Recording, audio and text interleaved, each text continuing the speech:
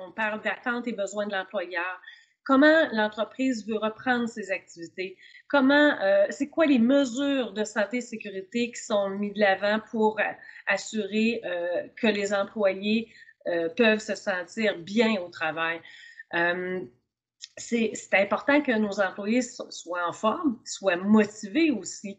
Hein? Quand les gens sont pas motivés, sont déstabilisés, c'est difficile de faire en sorte que notre entreprise devienne productive et rentable.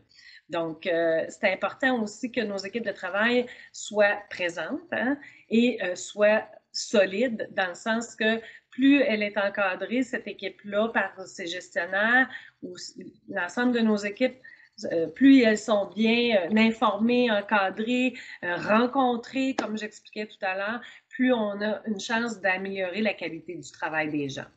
Quand les gens se sentent soutenus, c'est là qu'on voit que les gens peuvent plus s'impliquer, ils sont plus mobilisés, puis ils sont beaucoup plus motivés au travail.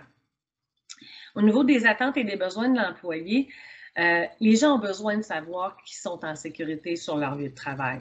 Ils ont besoin aussi de sentir qu'ils peuvent conserver leurs avantages qu'ils ont déjà acquis par rapport à leur type d'emploi, par rapport à la responsabilité, par rapport au support qu'ils peuvent avoir de leur employeur.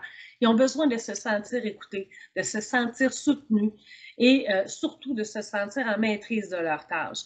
Si ils ont besoin de formation, si les gens osent le demander, parce que des fois, il y a des employés qui sont gênés d'oser demander et de nommer leurs besoins. Donc, le rôle de l'employeur permet d'aller chercher ces informations-là pour s'assurer que tout le monde, toute son équipe a ce qu'il faut pour bien travailler.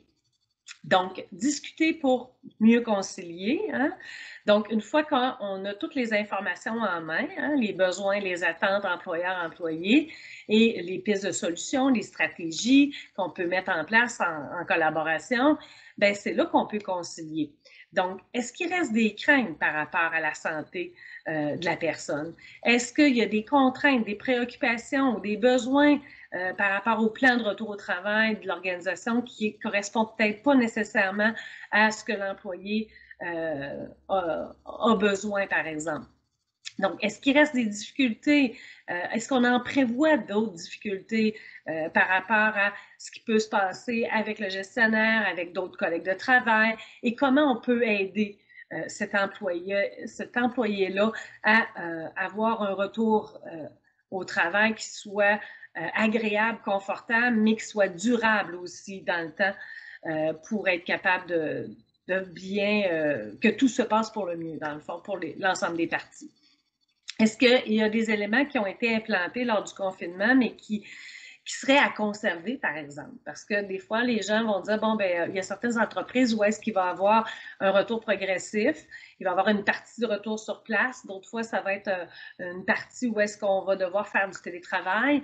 Donc, il peut y avoir les deux qui sont mixés. Des fois, c'est uniquement une présence au travail, d'autres fois, on poursuit le télétravail. Donc, c'est comment on peut faire les ajustements pour que ça réponde bien aux besoins des employés et des employeurs.